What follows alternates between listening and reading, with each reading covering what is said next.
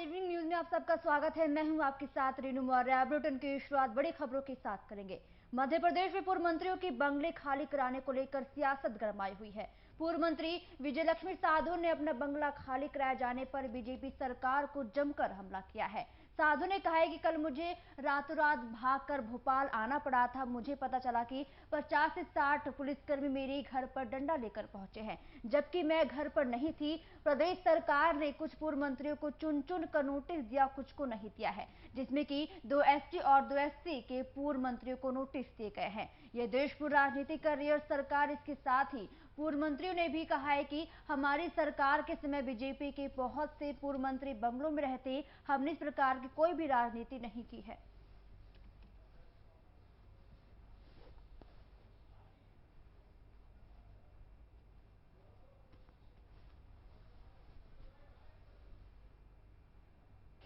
तो इस प्रदेश में क्या हो रहा है? जो कमजोर है उसको प्रताड़ित किया जा रहा है और कमजोर किया जा रहा है। इसके साथ ही मैं अपनी भी व्यथा आप लोगों के साथ बता दूं। कल रात में भागकर भोपाल आई, अपने विधायिका के कार्य, अपने क्षेत्र के प्रति जो मेरे कर्तव्य थे उसका निर्वहन कर रही थी मैं अपने क्षेत्र में। लेकिन पता चला कि मेरे घर के बाहर करीब 50-60 पुलिस के लोग,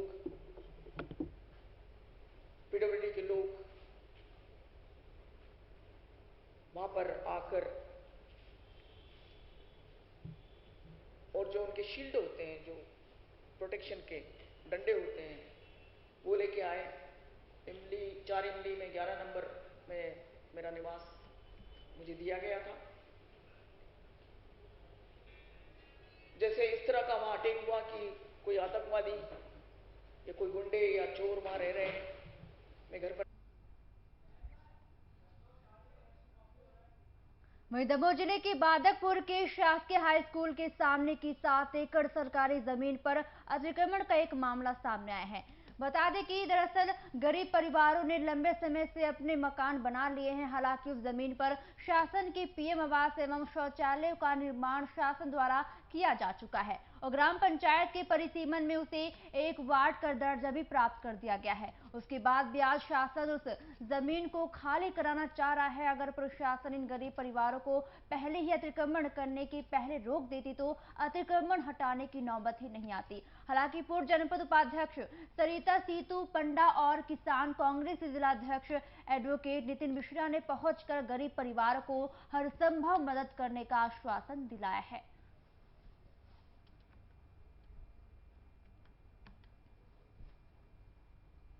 खून पसीने की कमाई लगाकर छोटे छोटे निर्माण करके घर बनाए और बड़ी मुश्किल में उनमें जीवन यापन कर रहे हैं। उनके घर इन बारिश के मौसमों में तोड़ने का कार्रवाई उनके खिलाफ की जा रही है।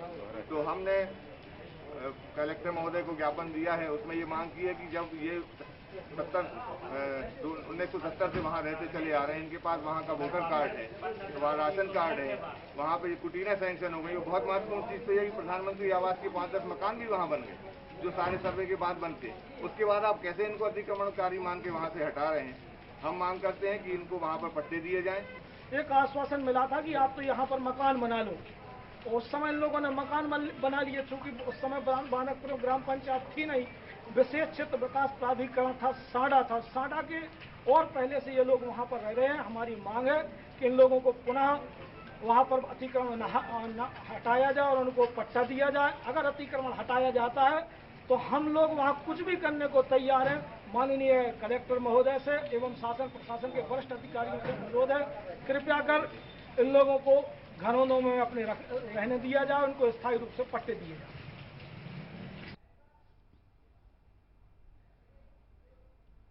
वहीं सतना जिले के कलेक्टर एवं जिला मजिस्ट्रेट अजय कटेसरिया ने वरिष्ठ नागरिकों से अपील करते हुए कहा है कि कोरोना वायरस के संक्रमण को ध्यान में रखते हुए अपने स्वास्थ्य का विशेष ध्यान दें। दरअसल सतना में काफी बड़ी संख्या में 50 से 60 वर्ष से अधिक आयु वर्ग वाले संक्रमित मरीज आ रहे हैं और इस मरीज तो 80 साल के लोग भी इसमें संक्रमित बताए जा रहे हैं और इस आयु वर्ग में स्वास्थ्य की जटिलता और मृत्यु दर भी अधिक रहती है और इसलिए इस आयु में कोरोना संक्रमित होना असुरक्षित है और ऐसे में वरिष्ठ नागरिकों से निवेदन है कि कोरोना से आत्मरक्षा का विशेष ध्यान दें। सामाजिक दूरी बनाए रखें, मास्क का प्रयोग करें और ऐसे कोई भी काम ना करें जिससे कि आपके व्यक्तिगत स्वास्थ्य को हानि पहुंचे।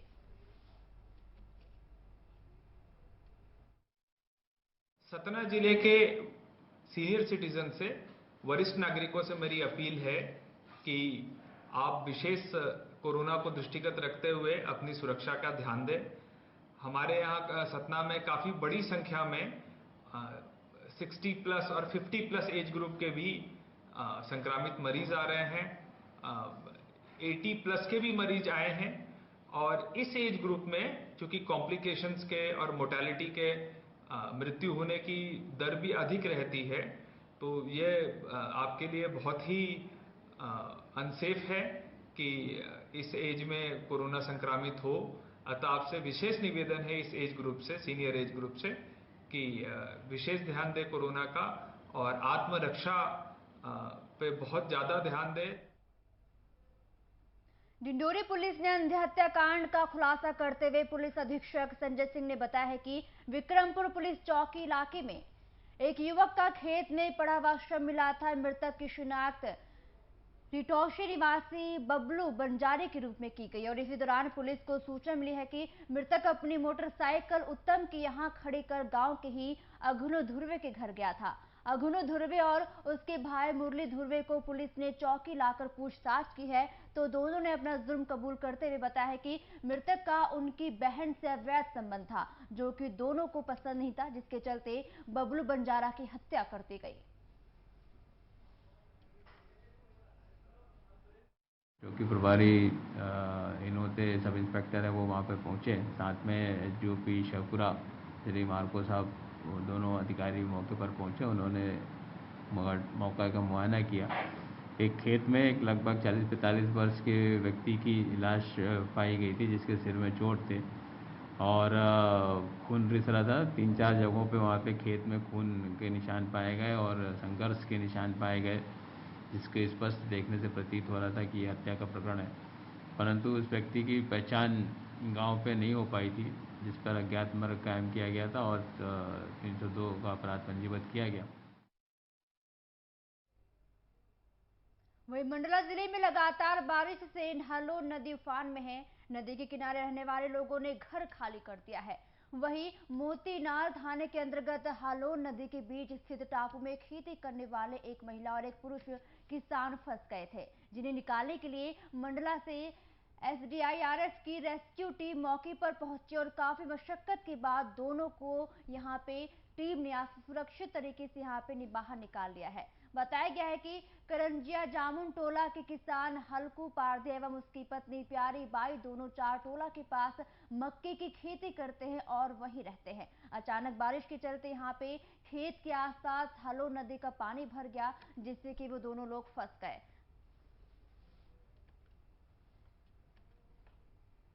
देखिए, थाना मोती नाला और बालाघाट का थाना गढ़ी जो है, उसके बीच में दो लोग आज फंस गए थे। तीन तरफ से वो पानी से घिर गए थे और यहाँ तक कि अलग अलग रास्ते जो हैं वहाँ तक पहुँचने के, वो सब भी पानी से कट ऑफ हो गए थे। जब हमारी टीम को सूचना मिली तो हमारा थाना मोती नाला का बल, जो एसडीआरएफ की टीम थी, और थाना गढ़ी का भी हमने वहाँ पे फोर्स लिया था। इन सब की मदद से उन दोनों लोगों को सकुशल सुरक्षित वापस बाहर निकाल लिया गया है और अभी लोग सुरक्षित स्थान पे हैं। बुरहानपुर जिले में नवनियुक्त बीजेपी जिलाध्यक्ष मनोज लघवे ने एक अनूठी पहल की है। बीजेपी कार्यालय के उद्घाटन के साथ ही अटल स्वास्थ्य सहायता केंद्र का भी शुभारंभ किया गया है और इस अटल स्वास्थ्य सहायता केंद्र पर कोई भी ग्रामीण या फिर दूर दराज से आने वाले मरीजों और उनके परिजनों की सहायता की जाएगी। उपचार के लिए निःशुल्क सुविधा दी गई है और इसका भी पूरा ध्यान रखा जाएगा कि यही नहीं, मरीज के साथ साथ आने वाले परिजनों को खाने पीने और रहने की भी यहाँ पे पूरी तरीके से कोई भी परेशानी ना हो, इसकी भी सुविधा यहाँ पे दी गई है। वहीं जब तक मरीज स्वस्थ होकर अपने घर नहीं पहुंच जाता, तब तक उसकी मॉनिटरिंग भी यहीं से की जाएगी। हमने एक सेंटर शुरू कर रहे हैं कि किसी भी प्रकार की परेशानी, स्वास्थ्य संबंधित किसी भी प्रकार की परेशानी, चाहे उसको एम्बुलेंस की आवश्यकता हो तो एम्बुलेंस कहाँ सस्ती मिलेगी, कहाँ निःशुल्क मिलेगी, ये राय दी जाएगी। उसको ब्लड की आवश्यकता है तो कैसे ब्लड मिलेगा, ये बताया जाएगा। आयुष्मान कार्ड नहीं है तो आयुष्मान कार्ड बनाने की व्यवस्था भी हमारे सेंटर में होने वाली है। और कई बार बड़ी बीमारी के कारण इंदौर रेफर होना पड़ता है तो इंदौर में भी किस प्रकार को सहायता मिलेगी, MY हॉस्पिटल में, चौधराम में, अरविंदो में, जहाँ पर निःशुल्क इलाज होते हैं आयुष्मान कार्ड पे, वो व्यवस्था भी हम लोग यहाँ से लेकर इंदौर तक हम 2 व्यक्ति बुरहानपुर में नियुक्त कर रहे हैं। अपने सेवा भाव को हमेशा अपने दिल में रखकर सामाजिक जीवन में काम करते हैं और आज उन्होंने यहाँ पर अटल स्वास्थ्य सहायता केंद्र आज मेरे हाथों प्रारंभ हो रहा है। सभी जनप्रतिनिधि मेरे साथ हैं और इसके पीछे लक्ष्य ये है कि दूर दराज के गांव के लोगों को प्रॉपर गाइडेंस मिल जाए। वहीं पूर्व मुख्यमंत्री दिग्विजय सिंह छिंदवाड़ा जिले के तामिया तहसील पहुंचे और इस दौरान उनके साथ उनकी पत्नी अमृता सिंह भी साथ थी। राज्यसभा सांसद दिग्विजय सिंह और उनकी पत्नी का ज्योतेश्वर जाते समय तामिया की ब्लॉक कांग्रेस के कार्यकर्ताओं ने जोरदार स्वागत किया है। जुन्नारदेव विधायक सुनील उइके के मार्गदर्शक में स्वागत करवाया गया, जिसमें कि जुन्नारदेव विधानसभा के पर्यवेक्षक जमीर खान, जिला कांग्रेस कार्यकारी और बड़ी संख्या में कार्यकर्ता वहां पर उपस्थित रहे। और इसके बाद तुलतुला पहाड़, बंजारी मंदिर और माता मंदिर तामिया में दिग्विजय सिंह ने अपनी पत्नी के साथ पूजा अर्चना की और सुख शांति की यहाँ पे कामना की है और साथ ही साथ कोरोना महामारी से देश को बचाने की प्रार्थना की है।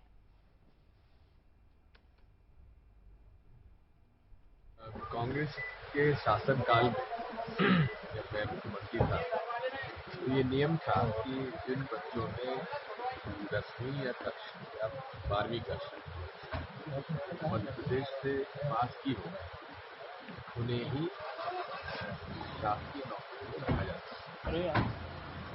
और हमने 10वीं और 4वीं श्रेणी कर्मचारियों की नियुक्तियाँ जनपद पंचायत, जिला परिषद, नगर पालिका, नगर पंचायत, नगर निगम को दी, जिससे बहुत बड़े पैमाने पर गांव के लड़के और जिले के लड़कों की भर्ती।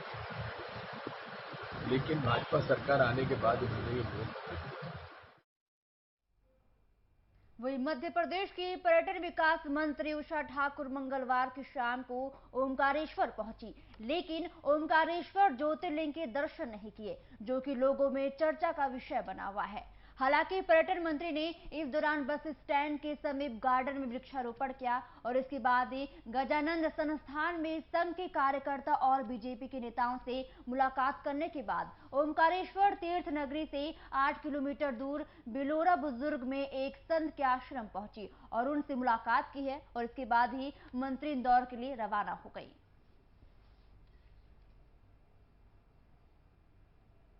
ग्लोबल वार्मिंग से यदि बचना है तो वृक्षारोपण एक अनिवार्य शर्त है, क्योंकि एक पेड़ 10,000 लीटर पानी अपने नीचे इकट्ठा रखता है, 10 डिग्री तापमान को कम करता है। आज मैंने ओंकारेश्वर की पावन स्थली में प्रभु के सानिध्य में अपने परम प्रिय भाई लोकेन सिंह जी की स्मृति में इस पौधे का रोपण किया है। ये बढ़ के विशाल वृक्ष बने और प्रकृति का सहायक बने। कमलनाथ सरकार में कैबिनेट मंत्री रहे सज्जन सिंह वर्मा ने एक बार फिर से बीजेपी सरकार पर जमकर हमला बोला है।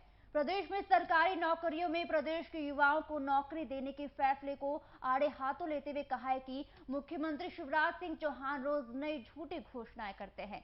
सीएम ने एक बार फिर से प्रदेश के युवाओं को झूठा सपना दिखाया है। वर्मा ने कहा कि जब भी प्रदेश में चुनाव आते हैं तो मुख्यमंत्री शिवराज सिंह चौहान घोषणाओं का अंबार लगा देते हैं और इस विषय में शिवराज सिंह चौहान ने संविधान को भी ताक पर रखकर एक घोषणा की है। वहीं प्रदेश में विकास कार्य करने के लिए अधिकारियों ने 3500 करोड़ का आकलन किया था, लेकिन सरकार ने महज 1000 करोड़ का ही प्रावधान किया है। मध्य प्रदेश के युवाओं को एक झूठा सपना दिखाया है।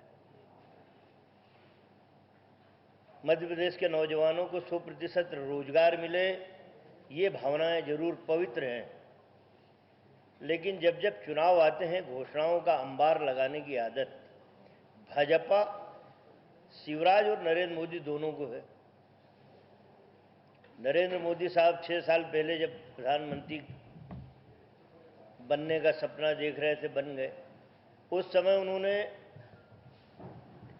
चुनाव अभियान में 6 साल पहले उन्होंने नौजवानों को एक सपना दिखाया था कि नौजवान साथियों, भारतीय जनता पार्टी की तो सरकार उन्होंने नहीं कही, मेरी सरकार आप बना दो, मैं हर वर्ष 2 करोड़ नौजवानों को नौकरियां दूंगा। आज तक 10 लाख नौजवान को नौकरी भी नहीं मिली। उनका छोटा स्वरूप हमारे मध्य प्रदेश में शिवराज चौहान के रूप में है। उन्होंने कहा कि मैं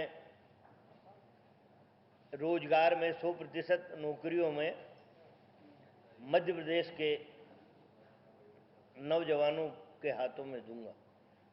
घोषणा बहुत अच्छी है, लेकिन कानूनी प्रावधानों को बलाए ताक रख के यदि हम अपने नौजवानों को दिग्भ्रमित करते हैं और जब वो सपना देखता है मेरे प्रदेश का नौजवान, उसके सपने टूटते हैं, तब बहुत ही विकट स्थिति में अब हमारा नौजवान अपने आप को खड़ा हुआ पाता है। घोषणा पवित्र है, लेकिन इसका कानून कब बनाया जाएगा, कब उसे लागू किया जाएगा, ये शिवराज चौहान ने स्पष्ट नहीं किया। पूर्व प्रधानमंत्री राजीव गांधी की कल जयंती है, जिसे लेकर कांग्रेस के प्रदेश अध्यक्ष कमलनाथ कल प्रदेश के युवाओं को वर्चुअल सभा के माध्यम से संबोधित करेंगे, जिसे लेकर कांग्रेस ने कहा है कि राजीव गांधी ने भारत के नौजवानों के लिए 21वीं सदी की कल्पना की थी, जिसके चलते आज भारत का नौजवान आईटी क्रांति के माध्यम से पूरी दुनिया में नाम कर रहे हैं। और आज अगर भारत की अर्थव्यवस्था को बढ़ावा मिल पा रहा है तो वह राजीव गांधी की ही संचार क्रांति के माध्यम से मिल पा रहा है।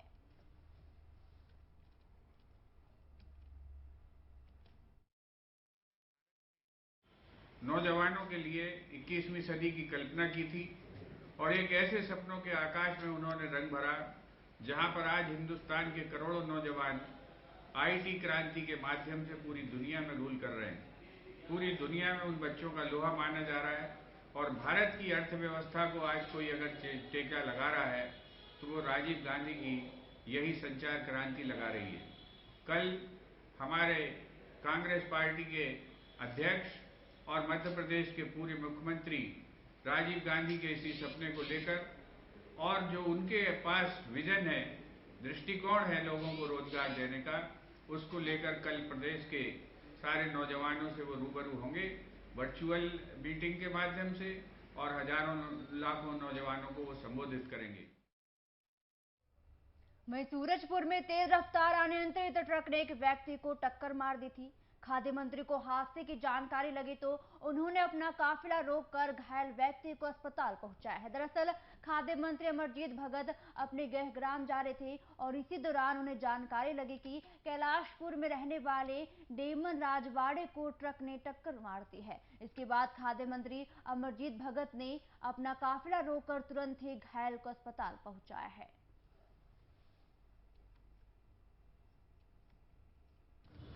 हमारे पुराने साथी डेमन राम राजवाड़े का रोड एक्सीडेंट हो गया था। जब हम लोग अपने गांव पहुंचे तो मोबाइल में फ़ोन आया कि एक्सीडेंट हो गया है।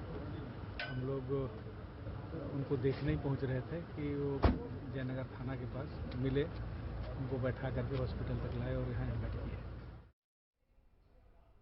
शिवराज सिंह चौहान घोषणावीर है। जी हां, ये कहना है राज्यसभा सांसद एवं पूर्व मुख्यमंत्री दिग्विजय सिंह का। दरअसल दिग्विजय सिंह भोपाल से छिंदवाड़ा जा रहे थे और इसी दौरान बीच में वह होशंगाबाद रुक गए। उन्होंने बता दें कि उन्हें बातचीत के दौरान ही प्रदेश की बीजेपी सरकार को आड़े हाथों लिया है। दिग्विजय सिंह ने बताया कि मैंने 9 अगस्त को रोजगार दिवस पर मध्य प्रदेश सरकार से मांग की थी कि प्रदेश में सरकारी नौकरियों में उन्हीं को अवसर दिया जाएगा जो 10वीं या फिर 12वीं मध्य प्रदेश से पास कर रहे हैं, लेकिन बीजेपी ने उस नियम को बदल दिया, जिसके कारण मध्य प्रदेश का स्तर कम हो गया है। सीएम शिवराज ने जो घोषणा की है उसे हम नहीं मानेंगे, क्योंकि शिवराज सिंह घोषणावीर है, इसलिए जब तक सरकार का आदेश नहीं होता तब तक हम नहीं मानेंगे। जब तक शिवराज सिंह चौहान है तो पूरी सरकार का जो तंत्र है वही अवैध खनन का हिस्सा बन चुका है। तो इसलिए अब यहाँ का ठेका भी हुआ था, लेकिन ठेकेदार घबरा कर भाग गया। तो इसलिए मैं तो यही कहूँगा कि जैसे कहा जाता है सैया भये कोतवाल तो काहे का डर, जब शिवराज सिंह चौहान खुद ही पूरे अवैध रेत खनन करा रहे हैं, जैत के पूरे उनके नातेदार रिश्तेदार सारे अवैध रेत खनन कर रहे हैं, तो फिर आम आदमी क्या करेगा। छत्तीसगढ़ श्रम कल्याण बोर्ड के चेयरमैन शफी अहमद का कांग्रेस नेताओं ने जगह जगह स्वागत किया है।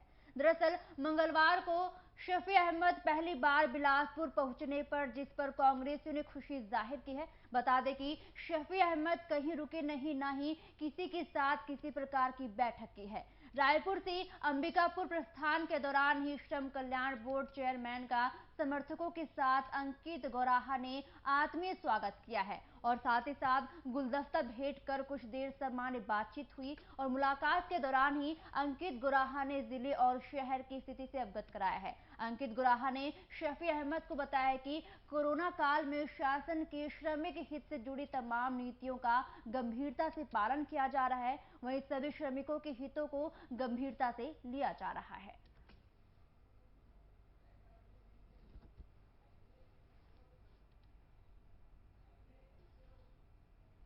अगली खबर की रुख करेंगे, जहां पे प्रदेश में किसानों का हाल ठीक नहीं है, ये किसी से छुपा नहीं है। छतरपुर जिले के किशनपुरा गांव के रहवासी किसान सुरेंद्र सिंह लोधी ने बताया है कि इस गंभीर समय में उनके पास एक एक रुपए की कमी है। परिवार का भरण पोषण करना उनकी जिम्मेदारी है, लेकिन आज वो पाई पाई के मोहताज हैं। अनाज बेचने के 1.5 साल बाद उन्हें अभी तक इसका भुगतान नहीं मिल पाया। बम्भोरी सोसाइटी में लगभग 26 क्विंटल उड़द विक्रय की गई है, जिसमें कि सेल्समैन संतोष और फीडर अरविंद व्यास द्वारा उसके उड़द को खरीदा गया, लेकिन अब तक दोनों जिम्मेदार अधिकारी पल्ला झाड़ते हुए कह रहे हैं कि कंप्यूटर में फीडिंग न होने के कारण आपका रुपए नहीं मिल पाएगा। किसान बता दें कि आपको किसान 1.5 वर्षों तक अपनी फरियाद सुनाता रहा, अधिकारियों के दफ्तरों और घरों के चक्कर लगाता रहा, लेकिन किसी भी तरह की कोई भी अभी तक कार्रवाई नहीं की गई है।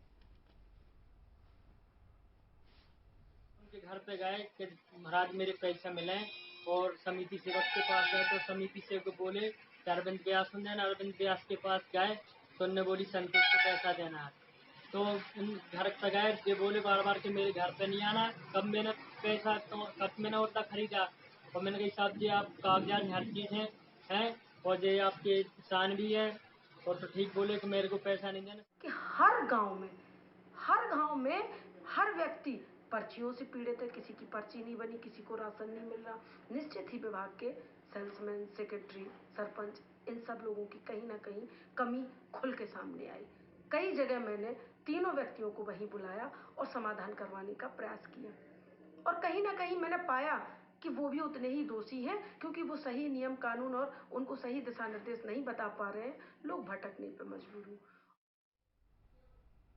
फेम इंडिया एशिया पोस्ट ने देश भर के विधायकों के बारे में सर्वे करवाया है और अपने अपने क्षेत्रों में उम्दा प्रदर्शन करने वाले देश के वर्तमान लगभग 4000 विधायकों में 50 विधायकों को प्रकाशित करने का फैसला लिया और इस सूची में मनेन्द्रगढ़ विधायक विनय जायसवाल का नाम भी शामिल है। दरअसल फेम इंडिया का लक्ष्य समाज के लिए बेहतर काम करने वालों को सामने लाना और उन्हें प्रोत्साहित करना है, जिससे कि समाज को प्रगति के पथ पर ज्यादा विकसित किया जा सके। वहीं कोरिया जिले के मनेन्द्रगढ़ विधानसभा क्षेत्र के विधायक विनय जायसवाल का फेम इंडिया की तरफ से एक कामयाब विधायक के रूप में चुना जाना बड़ी ही उपलब्धि की बात है। अपने विधायक को फेम इंडिया में नाम प्रकाशित होने के बाद कांग्रेसी कार्यकर्ताओं द्वारा मनेन्द्रगढ़ स्थित भगत सिंह चौक में गाजे बाजे और पटाखों के साथ यहां पे उनका स्वागत किया गया।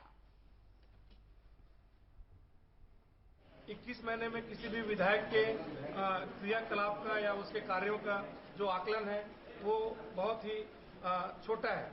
ये मुश्किल काम है कि किसी को आप सर्वश्रेष्ठ चुने या उसको आप उसका रिकग्निशन दें, लेकिन इन 21 महीनों में जो विधानसभा में क्षेत्र की समस्याओं के लिए जो हम लोगों ने आवाज उठाया, जो हम लोगों ने अशासकीय विधेयक के माध्यम से यहाँ के कोयलांचल के लोगों की आवाज को बुलंद किया। शिक्षक गुरु होते हैं, लेकिन क्या हो जब आदर्शों पर चलवाने वाले यही गुरु खुद के नियमों को खुलेआम ताक पर रख दे तो।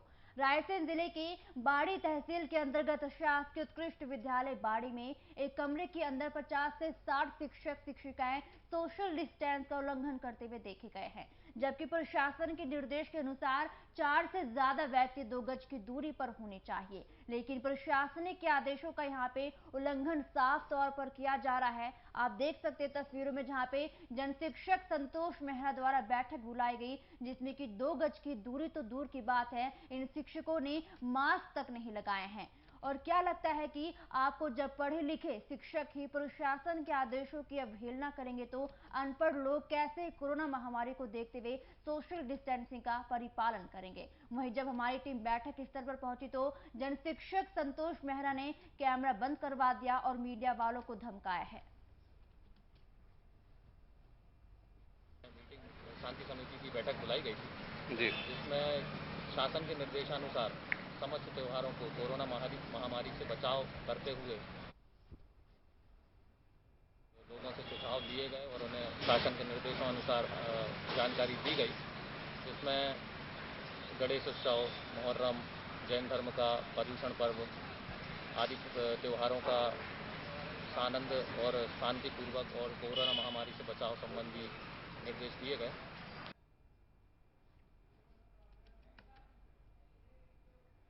बड़वानी के ग्राम सिलावट में अनुविभागीय अधिकारी राजस्व महोदय और ब्लॉक मेडिकल ऑफिसर की संयुक्त टीम प्राइवेट क्लिनिक का संचालन करती है, जिसकी सूचना मिलने पर प्रशासनिक विभाग ने डॉक्टर की क्लिनिक पर छापामार कार्रवाई की और इस कार्रवाई के दौरान ही वासुदेव राय बंगाली डॉक्टर के क्लिनिक पर भी कार्रवाई की गई है। कार्रवाई के दौरान क्लिनिक में भारी मात्रा में दवाइयां बरामद की गई। एसडीएम अंशु चावला ने बताया है कि जो डॉक्टर प्राइवेट क्लिनिक चला रहे हैं उन पर नियमानुसार कार्रवाई की जाएगी और किसी प्रकार से दोषी पाए जाने वाले पर एफआईआर होगी। फिलहाल अभी पंचनामा बनाया जा रहा है और यहाँ पे जांच जारी है। मिली थी कि यहाँ पर जो है कुछ बिना डिग्री के लोग प्रैक्टिस कर रहे हैं एलोपैथी की, तो उसी सूचना के आधार पे आज 1-2 क्लिनिक्स पे कार्रवाई की गई है और उनके पास से बड़ी मात्रा में एलोपैथिक दवाइयाँ प्राप्त हुई है, जिसको जब्त किया गया है। आगे एक्ट के हिसाब से आगामी कार्रवाई की जाएगी। मैम एफआईआर हुई है क्या? एफआईआर करवाएंगे और क्लिनिक भी सील नहीं होगा? क्लिनिक सील नहीं करेंगे, उन पे एफआईआर की कार्रवाई होगी, उस हिसाब से आगे। फिलहाल इस बुलेटिन में इतना ही। नमस्कार।